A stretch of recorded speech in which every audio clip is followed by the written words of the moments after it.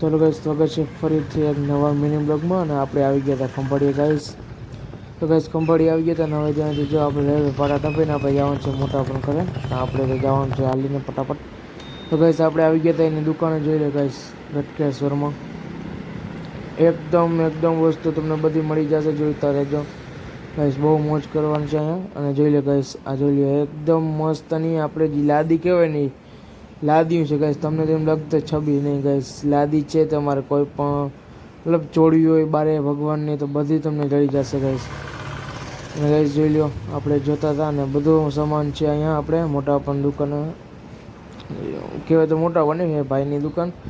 એટલે ગાઈસ બધું તમને મળી જશે, એક એક વસ્તુ તમને. પતરા છે, લાદી છે, પીઢિયા છે. આ જોઈ લો ગાઈસ, ગટકેશ્વર એન્ટરપ્રાઇઝ ટાઇલ્સ.